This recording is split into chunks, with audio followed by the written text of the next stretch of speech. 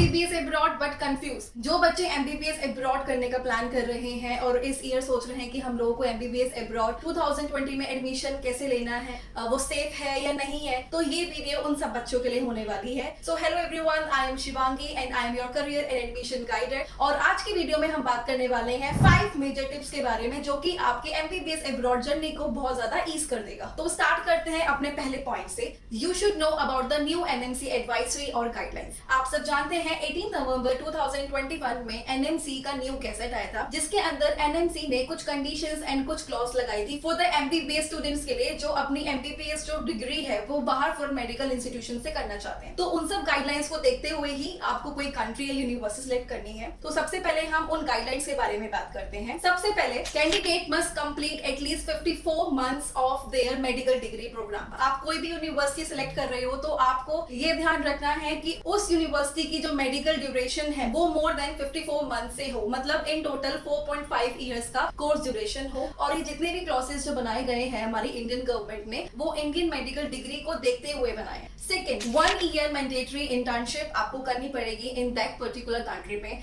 Third, the course should be offered in fully English. आपको ये चीज ध्यान में रखनी है कि जो आपका मीडियम ऑफ इंस्ट्रक्शन होना चाहिए वो फुली इंग्लिश होना चाहिए, भले ही वो आपके प्रैक्टिकल सेशन हो, भले ही वो आपके थ्योरी सेशन हो। Fourth point, 1 year mandatory internship आपको इंडिया में भी करनी है। फिफ्थ, और कैंडिडेट्स अपना नेक्स्ट एग्जाम क्लियर कर सकते हैं और प्रैक्टिस कर सकते हैं एज अ डॉक्टर इंडिया में। सो सेकंड टिप, बहुत से बच्चों के माइंड में डाउट होता है, is it the right time to taking in admission for the MBBS abroad? So let me tell you, yes, it is the right time to apply for your application, क्योंकि अभी n number of seats available हैं in the top ranked universities में। तो आपके पास अभी एक अच्छा option है कि आप एक अच्छी यूनिवर्सिटी को चूज कर सकते हैं और आपने अपना माइंड सेट कर लिया है कि मुझे अपना ये ईयर यूटिलाइज करना है, वेस्ट नहीं करना है, तो आप अपनी सीट रिजर्व कर सकते हैं हमारे साथ। क्योंकि एट द एंड होता क्या है कि बच्चे नीट का एग्जाम दे देते हैं। अब नीट के एग्जाम के बाद होता क्या है कि n number of students and number of application her university में लगती रहती है, तो उसकी वजह से कंपटीशन लेवल जो होता है वो हाई हो जाता है। बाहर first come first serve basis पे ही एडमिशंस होते हैं। अगर आपको एडमिशन लेना है for MBBS in any country तो आप हमें कांटेक्ट कर सकते हैं, आप मुझसे कंसल्टेशन ले सकते हैं कि कौन सी कंट्री या कौन सी यूनिवर्सिटी हमारे लिए बेस्ट रहेगी। Third tip, which country should we take? Country choose करने से पहले आपको सबसे पहले ऑब्जेक्टिव सेट करना है अपने माइंड में कि क्या पर्पस है और क्या प्लान है आपका MBBS के लिए। उसके बाद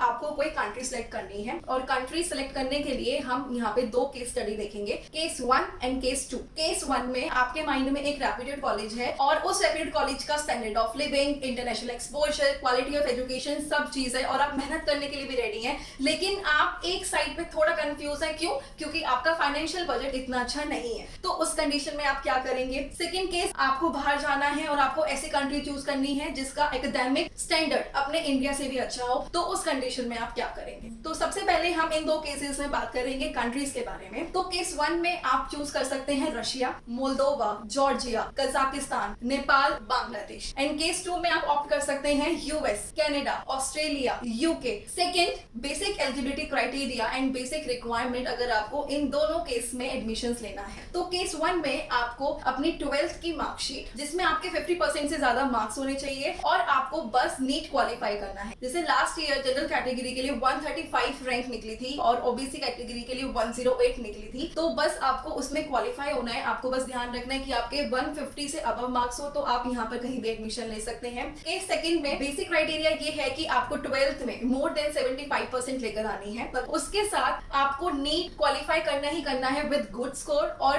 IELTS और MCAT इन सब का आपको एग्जाम देना होता है और हर कंट्री में अलग अलग एग्जाम्स होते हैं। तो उसके ऊपर मैं प्रॉपर एक अलग वीडियो बनाऊंगी पर्टिकुलर कंट्री के ऊपर कि MBBS in Canada, MBBS in UK, MBBS in Australia, तो वहां पे बच्चे कैसे एडमिशन ले सकते हैं। थर्ड, MBBS डिग्री को किस नाम से जाना जाता है? Case 1 MD physician, case 2 MD bachelor of medicine. यहाँ पे 6 इयर्स प्रोग्राम होता है जिसमें आपकी 1 ईयर इंटर्नशिप इंक्लूड होती है और यहाँ पे आपका 4 ईयर प्रोग्राम होता है एक्सेप्ट UK में थोड़ा क्राइटेरिया अलग होता है। Last is fee. फाइनेंशियल के बारे में हम बात कर रहे थे तो बजट बहुत ज्यादा मैटर करता है। अगर हम केस 1 के बारे में बात करें तो आपका for whole 6 years 15 to 45 lakh तक जाएगा, जिसके अंदर your tuition fee, hostel fee, visa extension and your food सब चीजें इंक्लूड रहेंगी। अगर हम बात करें केस सेकंड में तो आपका जो बजट जाएगा वो जाएगा 90 लाख to 1.5 करोड़। तो वो अब आपके ऊपर मैटर करता है कि आपको केस 1 में जाना है या केस 2 में जाना है। Tip number 4, which university is really the best. अब आपने एक ऑब्जेक्टिव भी सेट कर लिया है, एक कंट्री भी सिलेक्ट कर लिया है, प्रॉपर रिसर्च भी कर ली है कंट्री के बारे में, लेकिन आप कंफ्यूज है कि यूनिवर्सिटी हम कौन सी सिलेक्ट करें, कौन सी यूनिवर्सिटी हमारे लिए बेस्ट रहेगी, क्योंकि हर यूनिवर्सिटी अपने आप को बेस्ट बताती है। तो यूनिवर्सिटी सिलेक्ट करने के लिए आपको कुछ पॉइंट्स अपने माइंड में रखने पड़ेंगे। सबसे पहले आपको QS world ranking, affiliation, establishment कब हुई थी उस यूनिवर्सिटी की, एकेडमिक प्रोफाइल कैसा है, एजुकेशन पैटर्न कैसा है, फीस स्ट्रक्चर कैसा है, क्या इंटरनेशनल कोलैबोरेशन है उस यूनिवर्सिटी का किसी और कंट्री के साथ, सिटी कैसी है, कैंपस कैसा है, हॉस्टल फैसिलिटी है या नहीं है। तो ये सब चीजें माइंड में रखते हुए ही आपको एक यूनिवर्सिटी सिलेक्ट करनी है, और उन सब चीजों के लिए आपको सबसे पहले करनी है basic research. And all the universities I share on respective websites. उन वेबसाइट्स पे जाकर आप पूरा विजिट कर सकते हो, गो थ्रू कर सकते हो, तो उससे भी आपको बहुत ज्यादा हेल्प मिल जाएगा। दूसरा, talk to the past students. जो स्टूडेंट्स वहां से